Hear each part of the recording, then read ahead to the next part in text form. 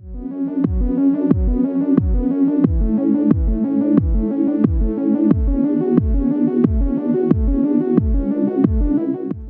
today's session is with Bill Lawrence, who is the Chief Delivery Officer for iTegrity. He holds CSSP, MS International Relations, MS Military Science, BS Computer Science. He is responsible for the successful delivery of all products and services for iTegrity clients. Keep getting tripped up on that. He's a cybersecurity executive who previously served as the NERC VP, CSO, and Senior Director of the EISAC. He's led 40 employees in a 24/7 informational sharing and analysis center to defend the North American electric grid. He designed and ran GridX 2 through 5, bringing together over 10,000 security professionals in a distributed play exercise, and dozens of senior industry and government officials in a policy-informing executive tabletop. He's also served as the CISO for a SaaS risk assessment company, protecting the data of several top oil and gas clients, and as a commander in the U.S. Navy, flying F-14 Tomcats and the FA-18 Super Hornets off aircraft carriers in combat. Ask him which one he likes better. Over his career, he's greatly expanded international grid security exercises and conferences and earned awards as a CISO as well as a leader of infrastructure in the U.S. Navy. Bill specializes in cybersecurity, leadership, client trust, AI, and critical infrastructure. He serves as the Houston Innovation Advisory Council as a member of InfraGard and helps lead the Houston chapter of Control Systems Cybersecurity Alliance International, CS2AI. And this is track 6, Enhancing Resilience in Critical Infrastructure, a Comprehensive Tabletop Exercise Approach. Thank you very much, Jason. I appreciate that. Good afternoon, ladies and gentlemen. Right after lunch, so that's good. You heard the title, you heard a little bit about me. I'm from iTegrity. We are your Houston OT solution in terms of consulting and cybersecurity there. And we only care about critical infrastructure. So I wanted to make sure that you knew that, so I put it on my slide twice. We secure critical infrastructure. So yeah, I got to fly those things for a while in the Navy, critical infrastructure destruction. And then the flip side of the coin, one of the good times there at the Electricity Information Sharing Analysis Center, the EISAC, where if you have heard of GridX or GridSecCon, not HughesecCon, I resemble somebody who did that back in the day. So what I want to talk to you about today is tabletop exercises, and I'll delineate that a little bit from functional exercises and mass distributed play exercises in a little bit. But some of you are in critical infrastructure sectors that need to do tabletop exercises. So that's the tabletop by decree. And then tabletops versus everything else that you're trying to juggle in terms of security at your organization. Then we'll get into how you channel people, policy, and technology into those tabletop exercises. Talk about a comprehensive view. I promised the word comprehensive was in my slide, so I'll talk a little bit about incident readiness, response, disaster recovery, business continuity, and of course tabletops. Then I'll have a little fun audience participation, this or that. What would you rather do? What would you rather work with your tabletop? And then talk a little bit about lessons learned from doing these for several years, and then some resources that are out there for you. And of course, we'll have some time for Q&A. So 16 critical infrastructure sectors, all up there. Department of Homeland Security was organized around these, sometime early 2000s. CISA has now got the role of several of these as the sector risk agency. All circle the wagons around energy there in the center.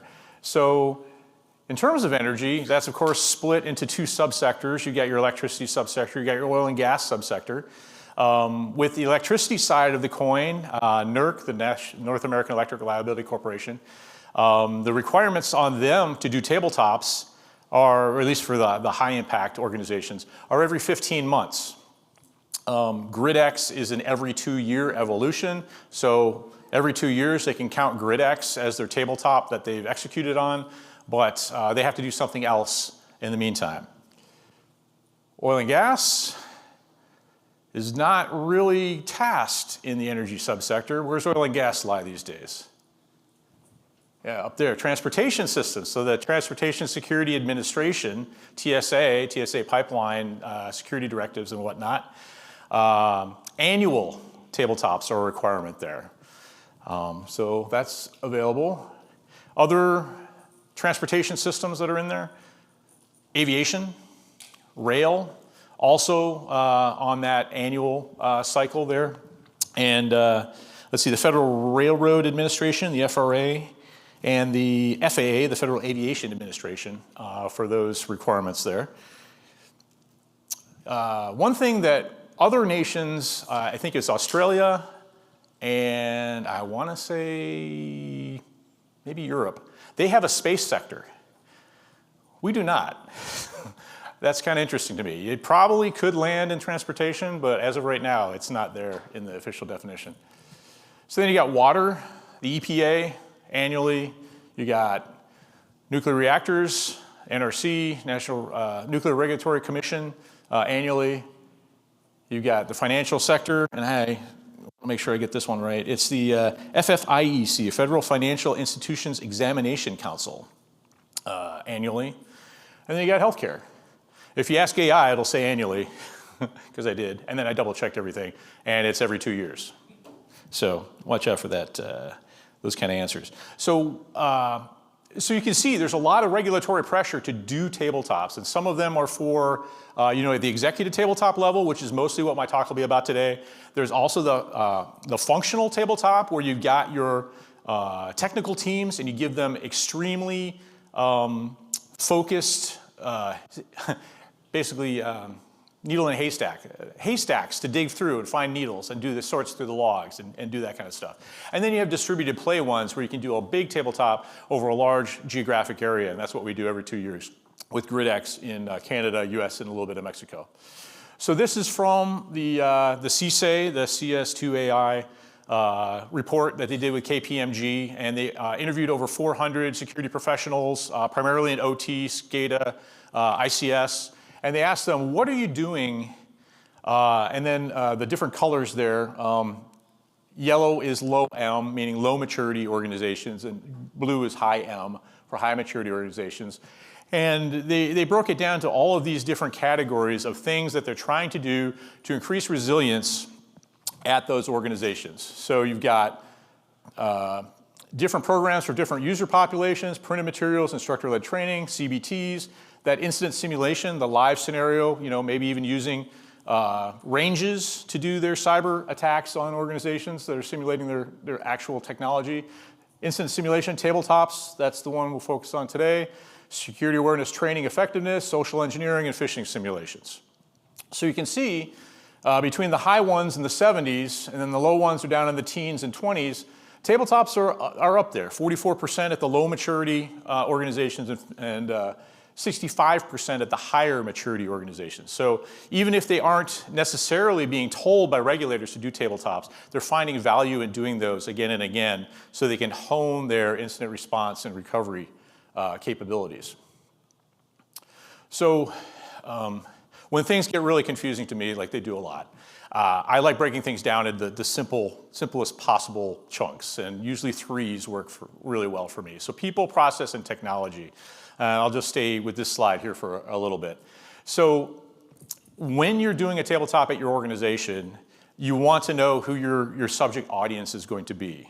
So hopefully you've got an executive sponsor, or if you are that executive sponsor, you've got the trust built among that leadership team that you're able to get some of the real key members to come together around the tabletop to talk about a scenario, to talk about a threat, to talk about things that your organization needs to do in order to prepare for the threat. So the who is really important. And once you have that guest list for your party, if you think of everything as a party, then it's real easy.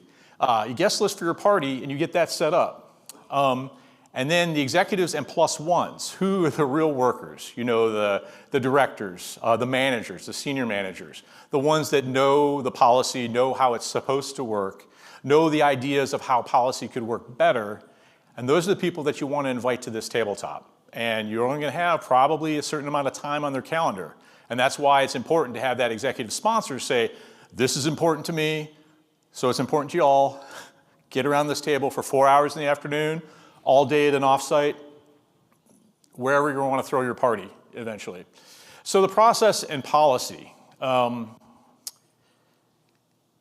This is where a lot of organizations create nice policy that if it ever got leaked, the shareholders are going, oh, okay, this makes sense. I trust the organization to be doing that kind of stuff. If it's not living, if there isn't somebody who actually has the pen and updating that stuff on a regular basis, or better yet, have a whole panel of cross-departmental leaders that are looking at the policy, updating that, that's extremely important. So then, messaging too. So when you get to the policy, you're trying to prescribe a standard action in your organization for people to follow. Checklists help if they're in there in an appendix. Who you're going to call in the middle of the night is going to help. And then once you get that written down, then you exercise that, get that muscle memory going, and you find out things maybe don't work so well. Like, yeah, we're not going to alert the CEO in the middle of the night for a level 3. Maybe a level 1, yeah, but we'll go through the CISO first. Those kind of things can easily be worked out in advance by that organization that looks at these policies. And then messaging too. Who here has followed the Microsoft APT threat that they've had recently? So they filed, because of the SEC, the Security Exchange Commission, they filed their 8K, which is basically a notice to stockholders. By the way, we have APTs tramping around our systems. We think we kicked them out. Don't worry about it. They've only read our security team's emails and our C-suite emails, nothing else. And oh, by the way, it's not material. They actually said that on their, on their 8K. This isn't a material attack, meaning that an average stockholder would look at this and say that this would have some kind of material outcome to the shares of this company. So if you are a regulated company or a publicly traded company, you want to look at that publicly available messaging so you're not making something up in the dark of the night when things are really going bad and you need to get something out to assure your stockholders and customers. And then, of course, the technology. You've walked around the floors here. You've seen a lot of vendors, a lot of technology there. You've probably got several different ways to try and protect your organization at your organization. Those kind of things need to somehow feed into the tabletop, but that's not the focus point of the tabletop. The real focus point is being able to use the process and policy to get the decision makers to agree this is how we're going to come together in extremis. This is how we're going to stop whatever fire is burning in our technology stack. Because I'll talk about the best ways to do that here in a minute. So security, information, communication. A tabletop is also a good way, if you want to go back to the party analogy, it's a theme party. Hey, we got an 80s theme going on here at the conference. You stick with that, you've got an OT theme party that you're throwing for non-OT people. That means you need to be able to just calmly prepare them for what they're going to be going through. Give them an idea. Hey, this is the kind of information. This is the stuff we see. Hey, come into our watch center. We'll give you a 15-minute tour. It'll open your eyes. This needs to be working. That needs to be working. If this doesn't work, the business doesn't make money anymore. And then, eyes open. They realize that. And they can come into the tabletop prepared to say, this is what we're going to tell our public and the stakeholders later on, if they're a PAO or if they're in legal or communications, anything like that. So a lot of the folks may not be as technical as you are, and it's incumbent on you to kind of, hey, we're having a technology party. This is how we're going to do this tabletop. So I love AI. It's great. I asked one time, and it came up with this first image. I didn't even try anymore. This is great. So in this, the people, policy, and technology. Hint, he's the people. Okay. What's the technology? The hammer, anvil, fire, sword. All that is technology. Where's the policy in this picture? Yes, yes, sir. In his head.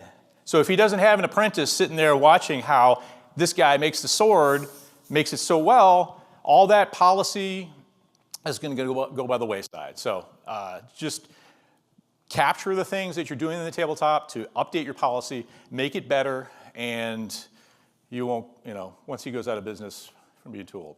So here's the comprehensive part. And there's a lot of words on these slides. I'm going to touch on a few of them. And if you catch me later, I can give you the whole slide deck. But incident readiness is your mindset. You want to be ready for an incident. There's a lot of little events going on. They combine together in Voltron of an incident. Maybe it's something that rises to an alert. And then that might be something that you have to take care of with your security team. So, it could be cyber, it could be physical. It's a great time to get those teams talking together because, at parties, people tend to cluster around the people that they know and familiar with. You want to get people cross-pollinating with those ideas. So, yeah, CrowdStrike, great example. Who was ready for a blue screen of death across, billions of dollars worth of losses? That was pretty interesting there. And what's even more interesting is the CEO of Delta and the CEO of CrowdStrike publicly trading blasts on, take us to court. Let's look at your incident tests that you've done. That'll be fun. So various risk areas. These are the things that, the C-suite looks at. You might have a chief risk officer. You might be smaller than that. But you might share that risk around the table and talk about the various areas: compliance, security, operational, financial, reputational, safety. For OT companies, safety is paramount. Keeping the folks out in the field safe has to be a consideration in whatever you're doing. So as you're getting ready for that incident, then get one picture there that'll advance. Got it. So improving that incident readiness, there's three kind of tiers. Again, I'm simple, three works for me. So begin with that end in mind. What is it we do around here anyway? What is our business all about? What are we producing? A widget, a technology, X. How do our processes work with that? And what are the things that we have to protect, the crown jewel, so to speak. Incident response, get that structured approach. You want to detect, respond to, and recover from those cybersecurity incidents. And actually, I've got slides on each one of these. So incident response, business continuity. Incident response is like, yes, this is definitely something on our system, something we don't understand, something we need to stop, something we need to stop from spreading. Business continuity is, hey, wake everybody up. Our business is in danger of going out of business. You want to get people to a safe location, away from some scenario. You want to get people new equipment if everything's locked up with ransomware, but something in order to keep the business going. And then finally, tabletop exercises gives you an opportunity to throw that big party and talk about it when the lights are on and the air conditioning's working. And identify those gaps. So incident response, some key areas here. You're probably not going to have everybody you want available for incident response. And that first line in the backups there, you need people who can step up and step in, who know the policy, know the procedure, and know the technology, who can step in case somebody just got the winning Powerball ticket or is on a plane flight, even across country, going somewhere. You want to be able to have that backbench strength there that's going to be able to help you out in extremis there. Obviously backups with data, very important. Immutable, meaning like even if somebody who sounds just like you calls up and says, hey, go delete all that stuff we had from last year. Oh, wait, I don't have the code word. Don't you know my voice? Well, nowadays that can be faked very easily. So make sure that it gets tested. Not just that it sits out there somewhere safe off of your networks, but you can bring it on back in and use it after that. Post-event review, that's really important. Something happens, even if it's small, have a way to close the loop and say, what decisions did we make? Were they good? Were they other? Not necessarily bad, but good and other. And then bring that into your policy and procedure and your checklist, saying, yes, we should do it like this, and then train the whole group. Crisis communications, we talked a little bit about that. So yeah, downtime's important, especially for OT organizations. We don't want these pumps to keep pumping, drills to keep drilling, all that kind of good stuff. So business continuity, I told you, that's that body blow to the business. That's where, Maersk with NotPetya, all of a sudden they're making hand orders and their entire system's locked up. And, or other Saudi Aramco with Shamoon.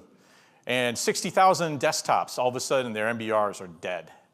What do? Well, you fly a couple private jets to South Korea and you buy up new hard drives and you bring them back. But in the meantime, what's the company doing? They're doing hand orders, faxes, everything to do to keep the company rolling. So being able to think from past episodes that happened in the real world, use those examples for yourselves, that can go there. So you get that strategy development. You can understand the key parts in your organization that can really, if you hit a speed bump, fall apart, fly apart. Getting hard copy documentation. Yeah, that's great. I've got the policy all here on my laptop that's ransomware. I can't get on it. So yeah, having a folder somewhere that needs to stay, updated, that's boring. But having that in extremis, especially an out-of-band communication method, yeah, hey, Microsoft Office isn't working for us. We talk a lot on Teams. We talk all on Teams. All my contacts are in Microsoft Office. What happens then? Well, you get a phone bridge going with texts. There are technology solutions out there that can help you with that. And then, yeah, regularly test them. We talked about that, periodicity. So then finally, tabletop exercises. So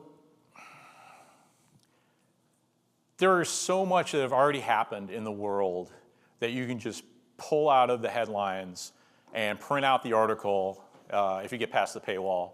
And here's exactly what happened to, say, Ukraine in 2015. Because if you Google, or you go to YouTube and you look for Ukraine mouse moving in 2015, you can actually see one of the adversaries moving a mouse around on a screen. It happened to be a practice substation that they were on when they filmed that, but then they eventually found the real ones, flip breakers, turned off power, in Ukraine in 2015. So that's a great example there. Again, you have to go into battle with what you've got, and you're throwing a party with the people that you know that you have, people, process, and technology. So you're not creating new policy all of a sudden. You're talking about exactly what you should be working towards in the company. And then I mentioned how much time would it take? How much time can you get? It would be great to get the entire leadership team away for a whole day with a catered lunch and maybe happy hour drinks afterwards. They probably don't do a leadership offsite themselves that often. To have the expectations of doing that in your organization are probably a little lofty. So if you can get 2 hours, if you can get 4 hours, great. But once you know that time, if you know the facilities, you've got a large conference room, or maybe you do get a conference room in a hotel nearby, somewhere that people can go, get away from the inbox, and concentrate for a little while. And then people need to understand the scenario to simulate their responses. And you want to do it, again, air conditioning on, lights on. They can make the better decisions right now. They can make the more nuanced decisions. They can make the things that, they've got their back bench to help them with. Like, hey, can't we actually, call external counsel? We've got them on retainer. What could they say for us? Those kind of things might not necessarily go out through everybody's mind there. I already talked about on-site, off-site. A bunch of scenarios. You've seen those. Some are physical security, some are cybersecurity. You're now getting shadow IT APIs, shadow AI, people using those in your organizations that you don't necessarily have those things locked down. That can be a real challenge, especially for data privacy, data security. If you work with PII, insider threat is always a good one. You can play all kinds of good roles with that. So improved instant response. Let's see, math. Okay, good. So here's the fun part, this or that. And let's go with the first one. So would you rather preload training for your executives and tell them everything that's going to happen in the exercise, or would you rather them just walk in, throw their laptops to the side, sit at the table, and just say go? Going blind. Going blind. See what they know and surprise them more. Yeah, absolutely. It's Go. a learning exercise. It is a learning exercise. Everybody, there's no wrong answer, right? Yeah, well, who likes to look silly in front of their peers? Executives really like to look silly in front of their peers. And then you're giving an opportunity, if you're not, at least going out there and telling them, hey, this is an OT party. We're going to trace the parts of the business that from a cyber attack are going to probably get through the IT, especially if you got that unsecured remote access that the vendors like to use, right? And then we're going to have, it's a bad day for OT. Let's talk about safety, let's talk about security, let's talk about all that kind of stuff. And then they'll understand, oh, okay, well, my role in this, you know, I'm just a CEO, what do I do? So, yes, I like your answer, sir, but. I would never be able to get the CEO of my company in one of these things. So it's going to be like 5 steps lower, but yeah. Yeah, and that's the thing too. So he raises a good point. You know, where you are in the company, my hierarchy is not a hierarchy. I was in the military, I was down here, you got the CNO, Chief of Naval Operations, way up here. If you put the executives in the back looking at the strategic battlefield, and you, sir, are the closer one to the OT and the security fighting the threat, then you're on the same level, and you can go back to base and ask for help. So that's just my little way of things. All right. Decision makers only versus broadcast it to the whole company. Here we go. More the merrier. And I was showing these slides to my 9-year-old last night to run them through my head, and she's interested in cybersecurity, so she likes the funny little forums. And trick question. Neither. You don't want to just put the C-suite around the table and then lock them in a chamber and not get anything out of that. You want to have what we call the plus ones or the backbench in order to be able to hear the elephants feeding at the trough and yeah, well, we won't really do this, we do that. Okay, well, that's great. We'll write that down back here. But same thing is you don't want to put all your dirty laundry on display and have something broadcast out that would be, you know, not useful for the whole company, not useful if it's public released. So keeping it confidential would be very advisable. So kind of right down the middle. All right, what's next? There we go. So internal only versus bringing in some outsiders. And by outsiders, anybody done a tabletop with external folks coming in? All right, who'd you have, sir? CrowdStrike. All right, you got a vendor coming in. FBI, there's my favorite, what's it called, riding horse, whatever. Yes, FBI. So if you are a critical infrastructure organization and you do rise to the level that the FBI, you know, might know your name, ask them to come play. Ask them what's going to happen. And they will tell you, we won't touch your stuff, we just want to catch the bad guys, and then they'll come in and they'll put police tape around everything. But that's okay. You're in a tabletop, and it's just good to build those relationships, because in the middle of the night, you might have somebody you can call if you are, you know, a national security type organization with things there. But again, letting them know, you know, you might only bring them in for half an hour instead of sitting there the whole day. Letting them know, hey, this is an OT party. We're here to talk about these threats. Again, giving them that planning beforehand. And then here's that one. So trained spokesperson versus the choir. What I mean by the choir is you got a lot of people talking to the media versus one person talking to the media. Anybody know who that one person is that's in the first slide? Tony Hayward, BP CEO. He talked, and over the course of a week, lost $105 billion in value for his company because of the things he said about Deepwater Horizon. $105 billion. The main point here is, the choir might be okay as long as you have the same talking points. We're focused on the security and safety of our personnel, whatever it is. I'm obviously not a trained communications professional. But having the people go through training, knowing the people in your procedure who have the ability, the permission to talk to the press. It's not everybody. Well, heck no. But that would be a good place to start. 105 billion, that's awesome. So some lessons learned. We're wrapping up here so we have some time for Q&A. When you're in that room, you want to make sure that you capture those actions. You want to capture those harumps. And somebody looks a little confused. Hey, maybe that needs to be rewritten in a way that's easier to understand for our C-suite. Understand what we do here in the business to protect our systems, our equipment. You can do that. Stray thoughts, have them write it down. Have them write it down legibly. You might want to have, stenographer, somebody capturing it, AI, you can do Teams recordings, security pluses and minuses on all those things there. Anybody can have input. Some people will have really good input. Make sure that they can be rewarded for that. Like, wow, we never thought about that before. Here's something that, Tom gets an award for.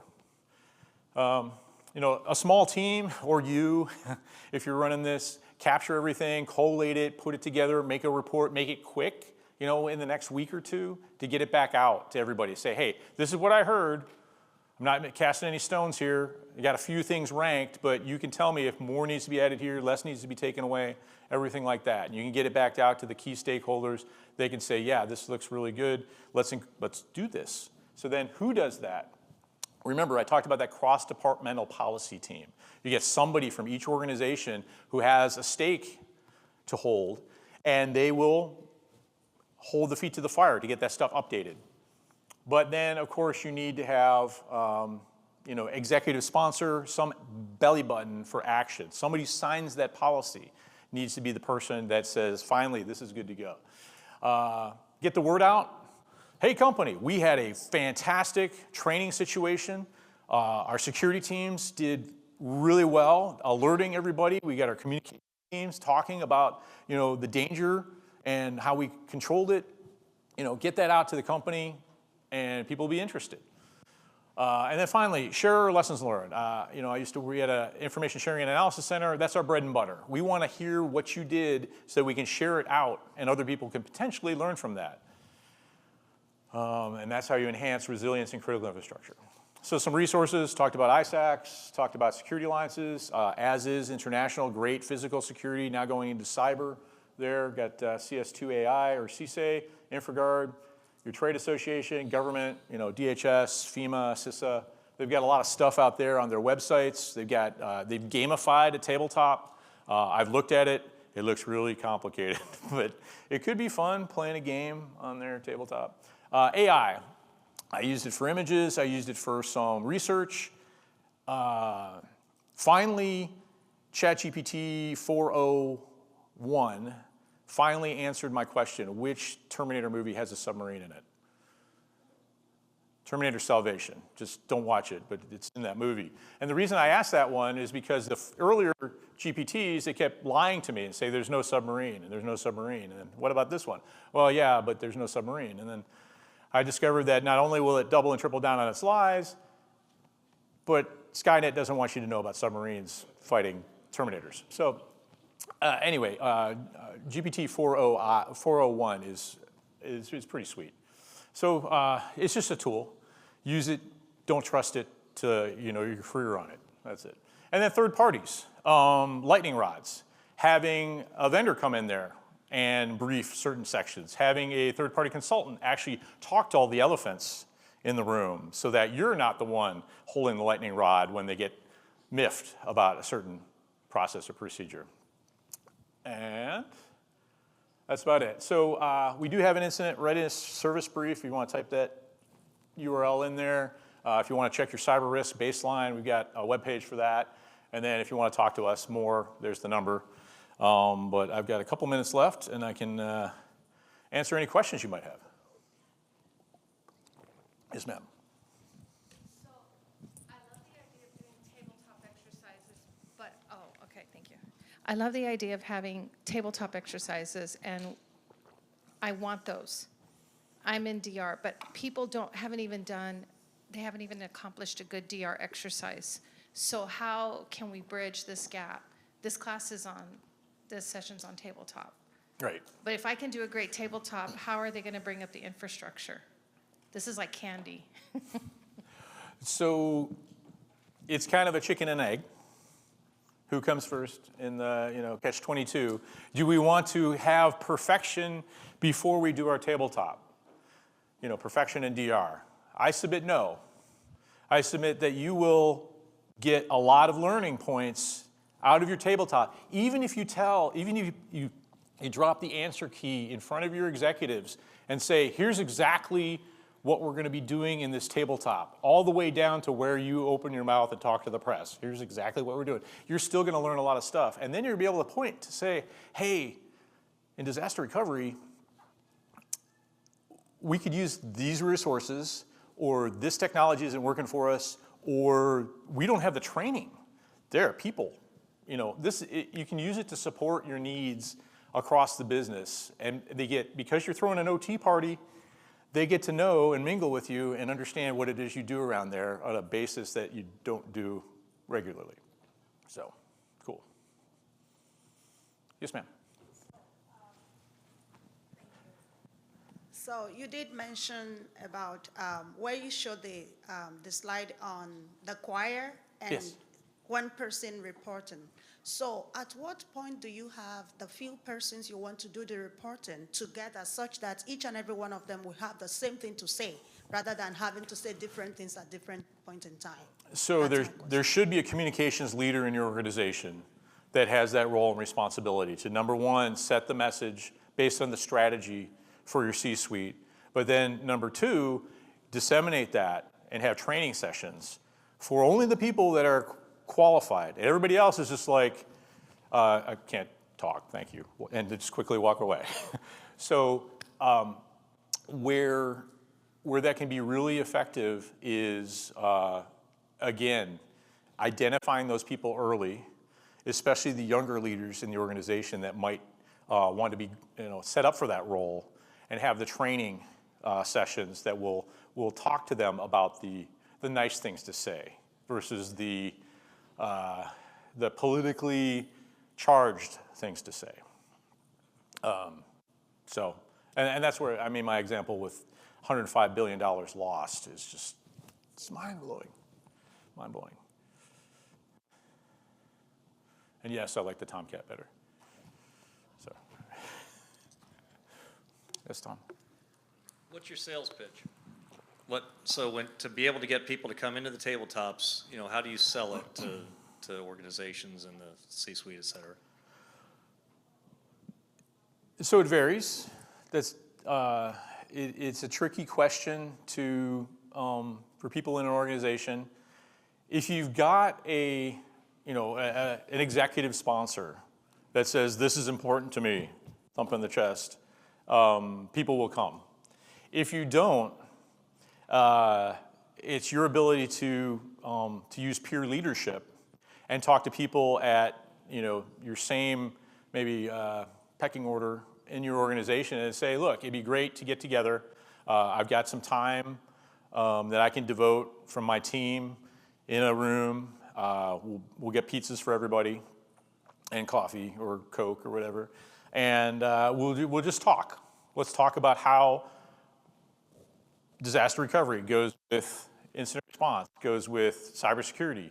You can do smaller, more organic things, and bridge that gap between an all-out tabletop and just doing it, like I said, organically, smaller. So, anybody else? These are great questions. Yes, ma'am. So again, on one of the slides, you talked about the process, the people to drive. They would drive the system and not the technology to drive the system. So could you like give a scenario where maybe the people will be the one to say, look, I think the technology should do the driving and not the process. Could there be any scenario of such? So when you're when you're seeing a bunch of events and they're adding up into a potential incident, you're dependent on your technology. What you have visibility for, how it's alerting you, whether it's a SIM or a SOAR or some other kind of, enterprise-wide orchestration. But just because all of a sudden a green light turns red, we've got something bad, what about all the rest of this over here? What about that person sitting there who sees that light turn red or sees the alert pop up or all of a sudden, gets that result from the technology? What did they do to inform the rest of the organization? We've got a real problem. And so that person doesn't feel scared about ringing the bell, about calling the people in the middle of the night, doesn't get threatened, you're going to be fired because you made a mistake, it's not the right shade of red. So there's a whole lot that goes with that technology. But technology itself is telling people what's wrong. It doesn't necessarily tell people what to do, although we're getting closer to that. Cool. I think we're just about done. Well, this is awesome. Thank you so much for coming. I appreciate it. I got some contact information. There's my art. So awesome. Fun, more fun. And there I am. So thank you. Have a great conference.